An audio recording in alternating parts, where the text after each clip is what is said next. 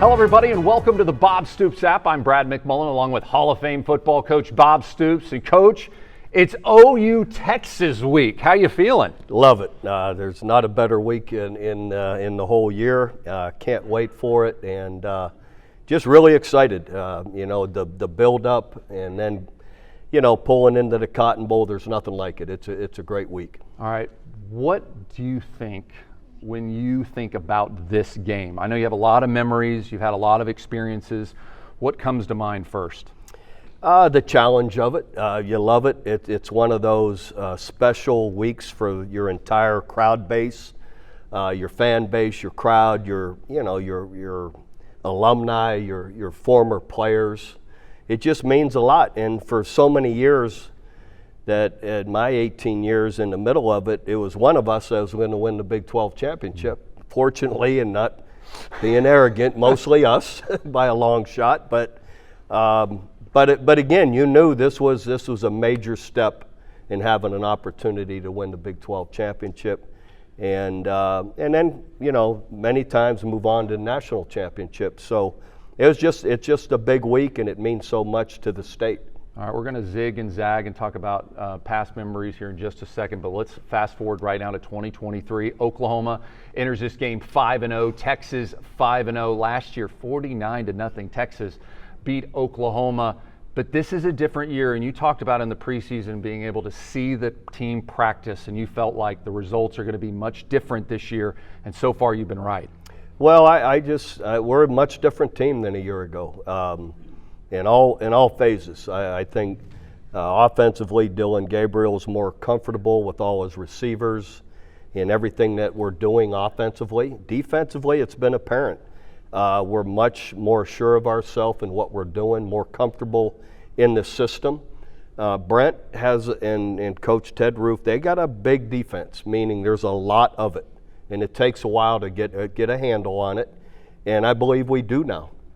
There's fewer mistakes by a long shot, much more consistency, better tackling, more physicality in the front seven. All of that matters, and all that's going to make a difference in this game. What would you say to the team if this was your team and you're walking in before the game? What would be your message to your team?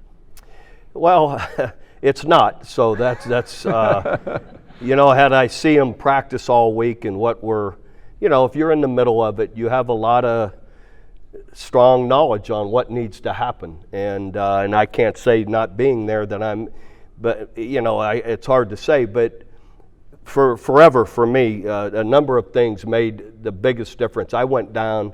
I used to show my team. So say it was my 10th year. I was there 18 years. These first 10 years, the team that won this game had more yards rushing than the other team and fewer turnovers. Happened every single year. The one time we tied in the turnover margin, they had one for a touchdown, and they won that game. So turnover margin in this game is huge, and who can be more physical and run the ball. And it wasn't just, Kevin Wilson pointed this out to me, he was a great coach for me. It wasn't just who can run the ball better, who can completions and possess the ball the best. In other words, completions and throwing the football matter. Sometimes you're hitting them all, and they're gaining yards just like long handoffs. So point being is who can control the ball, and who can possess the football the best, and the other side of it, win the turnover margin is a major factor in this game. Interesting stat. Oklahoma is one of only 6 teams in the country to be 5-0 against the spread, just showing that the world in general has undervalued the Oklahoma Sooners. They're healthy going into this game. How important is that as compared to last year? It's a huge, come on, you go in without your starting quarterback, that changes everything, and that's not the case this year. And I don't care who you are, without your starting quarterback, that's that's going to handicap you in a major way. We're a much different team, much more confident team coming in with Dylan, set to play and ready to play. All of it together, healthy team coming into this game makes a big difference, and I'm confident about this game. Is there a particular matchup you're most excited about? Up front, who can get to the quarterback, bother the quarterback. Everything that to me, winning and losing, is up front. And I said about possessing the ball, protecting the quarterback, running the football, being able to hold on to the football. All of that, that happens with your front seven.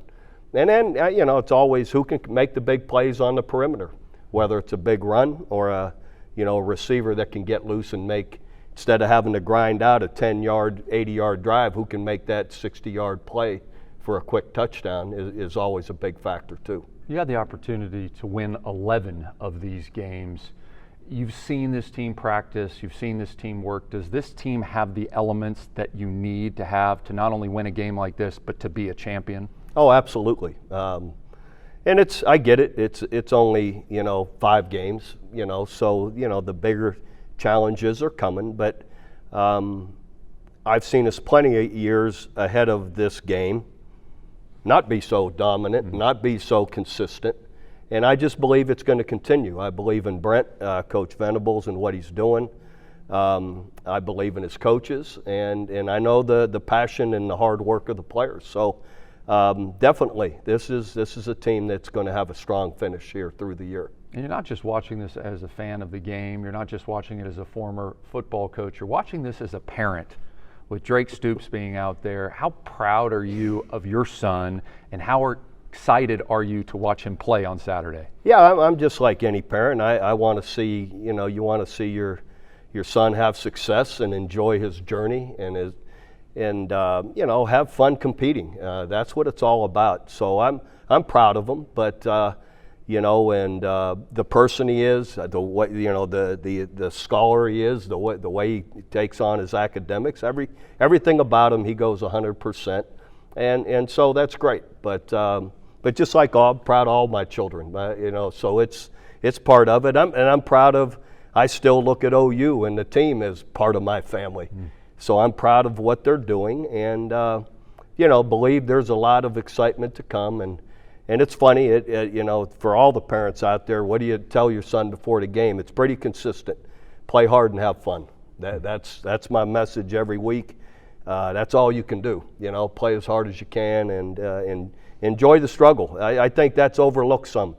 The challenge of it, the fight of it's really neat to embrace because nothing worth having comes to you easy. So you want to be in the middle of that fight. Did anything prepare you for what it was like the first time you went down that tunnel in this football game? Well, you hear about it a lot, and but '99, my first time through that, it was great. I mean, I love that, love challenges, love like I just said, the fight and the struggle of it all is really neat. And then you're back and forth warming up, and you're crossing each other's paths, going in and out of locker rooms here and locker rooms here, and you got about a 30-yard walk down the tunnel to get to the field. So there's that hour build-up before the game that you're bumping into them, they're bumping into you, and then it's then the intensity when you're taking the field, it's amazing. You could almost see it. That '99 game, famously, of course, Mike Leach had the plays that he left behind for Texas to find. What was it like when you actually found out about that? I found out like a week later. I said, "You really did that? What are you guys thinking?" But all the coaches laughed, and yeah, that was Mike. Mike was different, and anyway, I kind of chuckled. I was first surprised, but I'm like, whatever. It worked for a while, but I don't really think that was why we got to a 17-0 lead. But anyway, miss Mike. Mike was this past weekend was inducted into the Texas Tech Hall of Fame, which is really neat. He's had such a back and forth with previous administration, right, not this one, about how he was let go and what he was owed. And fortunately, this new administration recognizes the right thing and the impact Mike had not only on Tech but on college football. Amen. He's truly missed. All right, let's go to the 2000 game. When did you know that this team was really that good?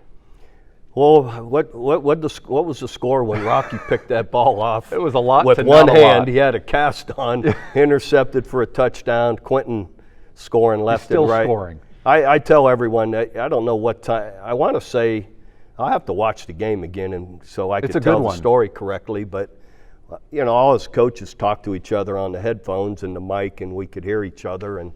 And we go up at 42-7, and I want to say there's 10 minutes to go in the second quarter. I mean, we're not close to being done. Mm-hmm. And I said to all the coaches, I said, you know what, guys, we're pretty good. Yeah. So we had had some lead up to that, but finally convinced myself. I said, we're pretty good. We're going to have a heck of a year. Yeah.